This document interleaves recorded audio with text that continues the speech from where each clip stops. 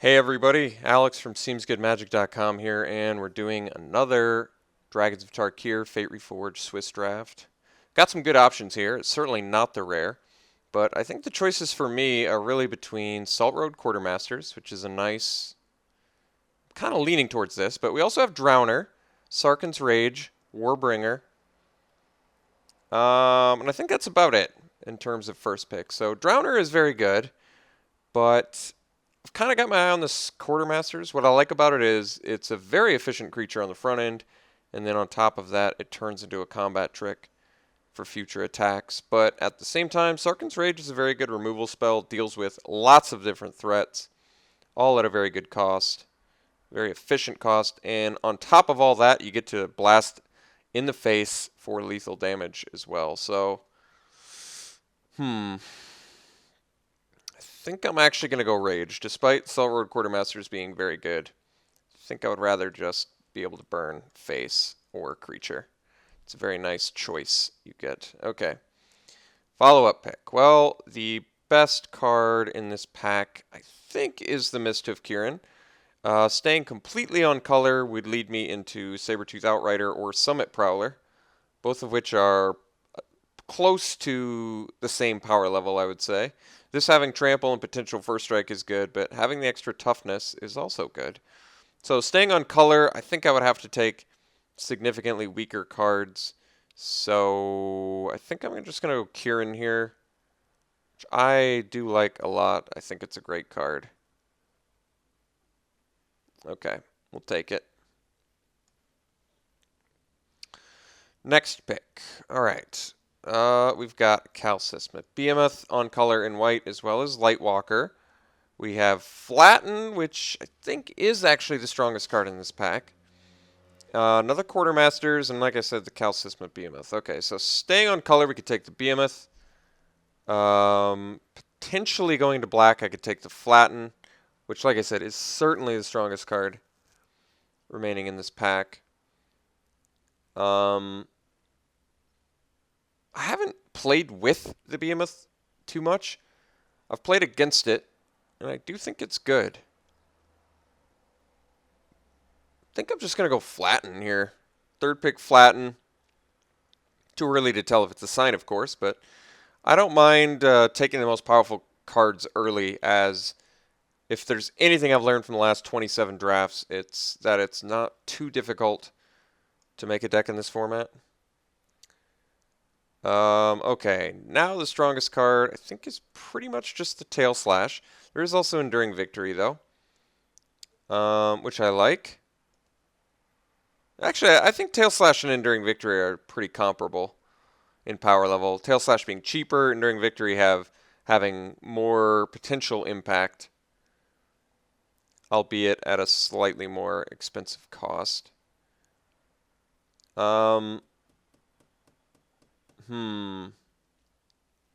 Otherwise, there is a defeat, but defeat has been a little bit more underwhelming. I'm going to take the Enduring Victory.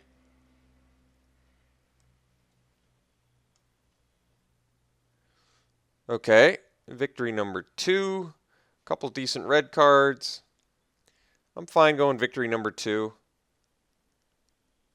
Still deals with a lot of threats. Okay, now we have Dragon Fodder, which is certainly good in the red-white deck. You've got Warflare, which should be very good pairing with that. Couple pretty good, well, Deadly Wanderings is only good in a particular deck, and Marsh Hulk is, it's fine. I've played it many times. I think I can't say it's better than fine, though. I'm fine taking Dragon Fodder here, though, which I think is actually just a good pickup. Okay, now I can take Brawler. There's also Tactician. Tactician's been not bad, but I feel like it's a card I usually cut, and I want to get some lower end cards here, lower curve cards. So let's take the Scream Reach Brawler.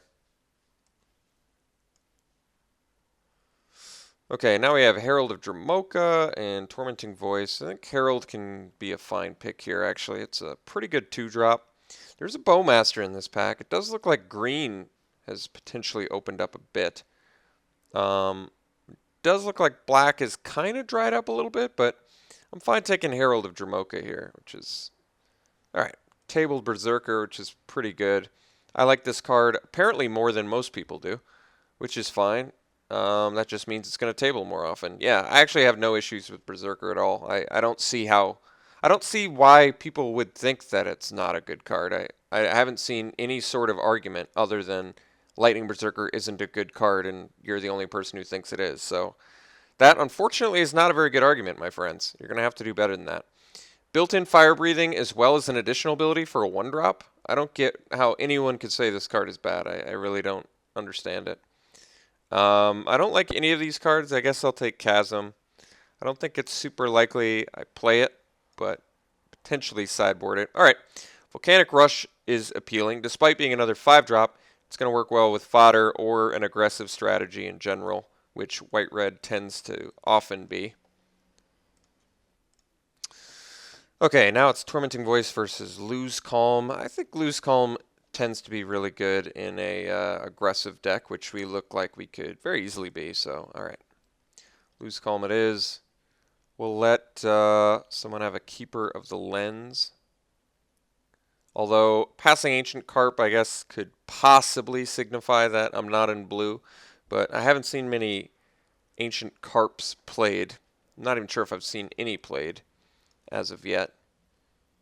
So, I'm not sure if that necessarily signals that blue is open.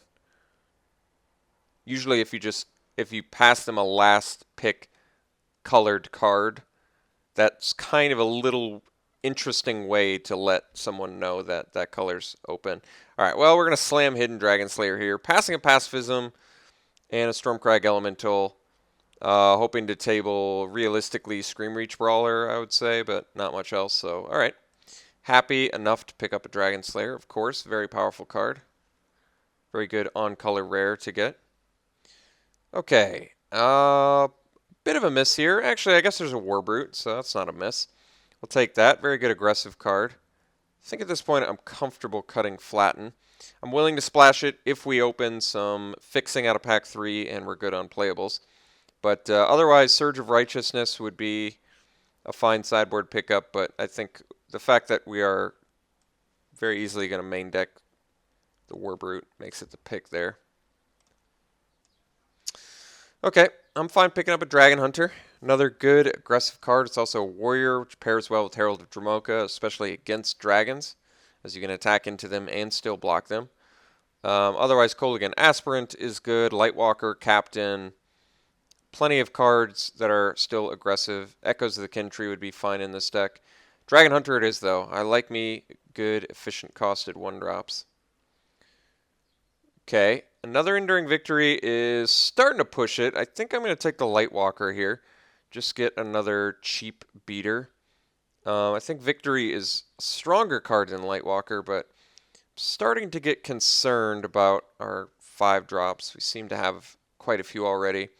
And if I want to be the aggressive beatdown deck that I do want to be, I'm going to really want to make sure I get plenty of cheap creatures. Okay, yet another Enduring Victory. This time we're just going to take the Dromoka Warrior, though, which is still a nice, cheap, efficient beater. Happy enough taking that. So we're up to 10 creatures at the moment. I definitely think this is shaping up to be a Volcanic Rush deck. Could use a little bit better removal. Currently just the Dragon Slayer and double Enduring Victory and Sarkhan's Rage. I guess that isn't bad, but I wouldn't mind some more. Alright, Great Teacher's Decree. I keep taking this and it doesn't pan out for me. Let's take a second Herald. I think there's also a Berserker, I guess, which gets us to 5-drops faster, but I think I just like the Herald Lord effect a little bit more. I've found the Vigilance to be really nice. And we already have Volcanic Rush, so I don't think we necessarily need Great Teacher's Decree. I think there's an argument for taking Berserker here, but I like the Herald more. Okay, now I think we're just going to take a Kindled Fury, which seems like an excellent combat trick to have with all of our really cheap creatures. Being able to pay 1 mana on turn 3 to trick out an attack as well as play a follow-up 2-drop is just really nice. So we're going to take Kindled Fury over another Tormenting Voice, which I would actually like for this deck, but we could still table one, and Dragonlord's Servant, which this deck doesn't look like it really needs. Okay, Artful Maneuver seems like a great card for our deck. Once again, really nice combat trick to have. Didn't table anything of too much note. I think Minister is a reasonable card against this. It kills Berserker, Hunter, Fodder, Lightwalker, Warrior. Alright, well, it's either that or take a Dragonfire, but I think I'd rather hate pick here. I think we're easily going to be able to make a deck out of the next pack. So, no need to let a card go around that works us pretty good. Alright, I guess I can take Stormsinger. I would prefer to not play it, but it is on color. Conifer Strider is the most playable. I doubt I'd ever sideboard into a Vandalize. It's possible, but so unlikely that I would rather just, well, how much do I care about a Conifer Strider? Maybe I'll take the Vandalize. I guess it's pretty, like I said, pretty unlikely I would ever sideboard into that, but regardless, we'll take it. Alright. Alright. So we are 4 cards from a deck currently. I think it would probably be in my best interest to play 17 lands with 4 5-drops. Hoping to see some War Flares. War Flare is another reason to not take Great Teacher's Decree. I think the versatility of War Flare makes it a slightly better card. Wow, Sandstep Mastodons. Pretty impressive. Well, oh my god. Well, I was going to say easy Heel Cutter, but in actuality, it's an easy Pyrotechnics. And, yeah, it sucks for passing a Heel Cutter, but, yeah, we got ourselves a Pyrotechnics. So, no problems there. Very good for us. Okay. There is a Bloodfell Caves, which would help splash for Flatten, but I kind of want this Mardu Scout. We are a bit creature light at the moment. Not to the point where I'm like overly concerned, but we could even use an upgrade or two in the terms of the Storm Singer being not that exciting. Whereas Mardu Scout is a very efficiently costed beater, so I'll take it. Ooh, Alicia. And we can actually use its ability, and its ability is insane in this deck. So we're going to take the rare here. Pretty happy about that. Hope to table the War Flare. It's possible. It happens actually pretty frequently, especially if, you know, no one's in red-white. There's really no reason to take it. I think it's possible. This pack possibly is deep enough, but I guess we'll find out. I'm going to take the rare regardless. Hope to table the War Flare. Well, we get one here. There's also a Bathe. I think Bathe and hope to table one of the 2 War Flares is going to be the best route to take here. And at this point, I'm willing to ditch the Storm Singer. I think we're going to be able to find an upgrade, very likely. And I guess if I do table War Flare, I can cut Volcanic Rush. Going to be a lot less necessary. Take Soul Summons here. It's just a better card than Smoldering Efreet. So I don't see why not. Currently rocking 14 creatures, including Soul Summon's Dragon Fodder, which is not too bad. Alright, I guess I can take another 2-drop here. I kind of want to up my creature count.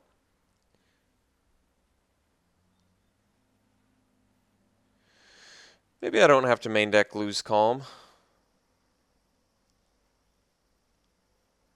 Wouldn't mind cutting one of my 5-drops, I guess.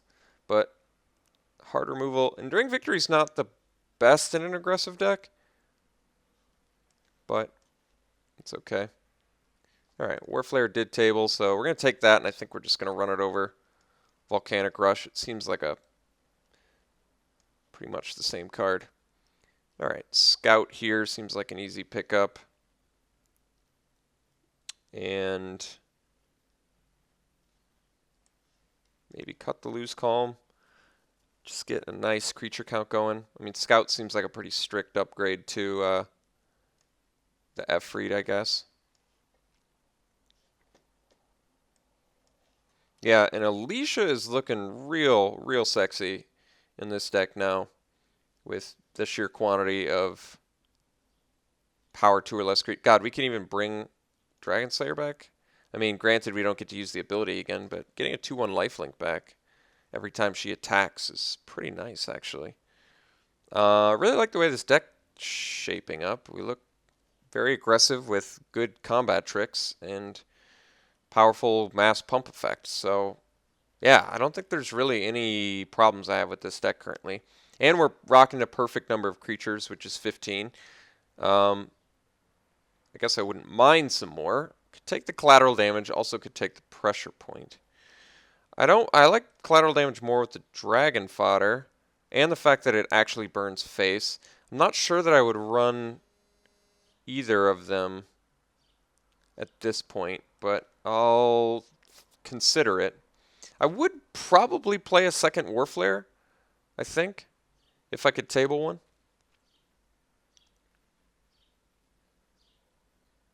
None of these cards matter. I think Ethereal Ambush seems like best card against us. Did table the second Warflare, so we're going to slam that. And likely not run collateral damage. Possibly cut one of my Enduring Victories for a Warflare. And possibly even trying to squeeze more creatures in this deck. As much as I loathe Smoldering Efreet, having more creatures. God, we got all 3 Warflares back. It's pretty nice. I'm trying to think if I can. I think I can easily run a I can run a Warflare in place of a.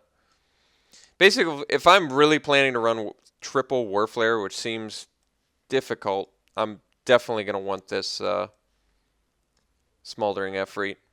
I'm honestly not opposed to triple Warflare, but like I said, I need to have a pretty solid creature count to reliably make that work. So that means I would have to cut 2 non-creature spells, which would likely be like an Artful Maneuver, which I could just run Warflare in place of pretty comfortably. That might be okay. I mean, Artful Maneuver is cheaper, but Warflare is way higher impact. And then an Enduring Victory, which I guess I'm not opposed to either.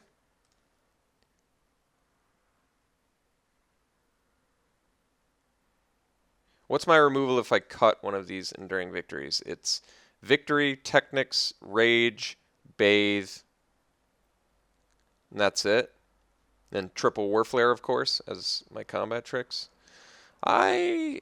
16 creatures, if you include the fodder and soul summons, which I absolutely am. I think there's a pretty good chance I could have 3 creatures by turn, or even 2 creatures by turn 4 with a Warflare is pretty powerful. I don't think I should run 16 lands still.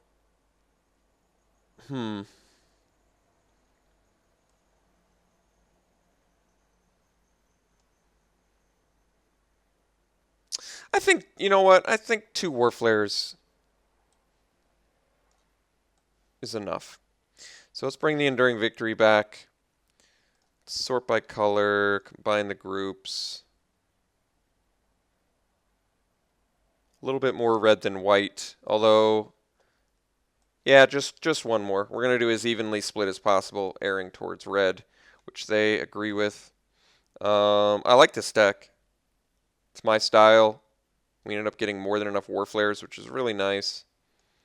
If we move everything towards their morph or dash slots, we start to see a pretty nice curve, honestly.